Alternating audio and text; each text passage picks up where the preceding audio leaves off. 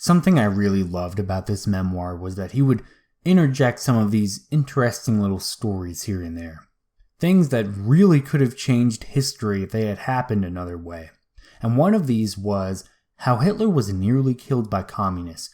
So they were driving to see a businessman in Berlin, trying to secure funding, and they had to go through the state of Saxony. So that's about in like central Germany.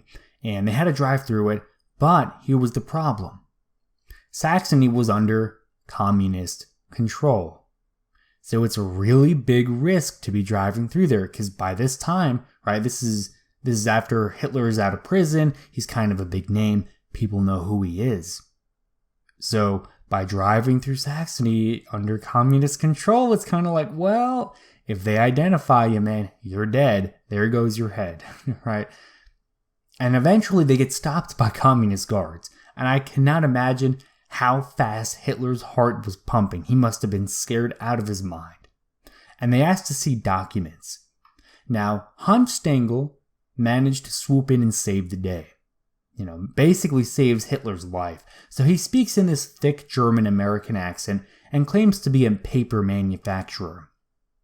So they bought it. They didn't even ask to see Hitler's paper. So that's one of those little stories that is just crazy. Right? They eventually got to Berlin. I don't know if they secured the funding or not. He didn't say, but such an interesting little story. And I think something like this always illustrates really well how chaotic things really were in Germany at this time.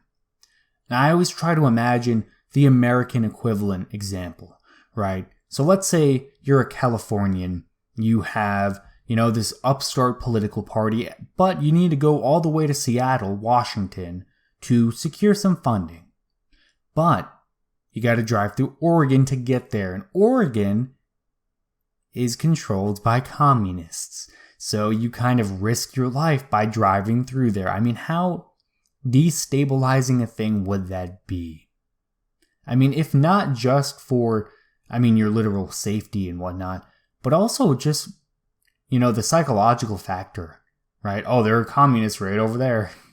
One state over. That's kind of how it was. There were actually quite a few places that became Soviet Socialist republics in Germany. So I think that really explains why people didn't willingly embrace Hitler. It was kind of like a really reluctant, okay, get rid of these communists and, we'll give you power kind of situation like that.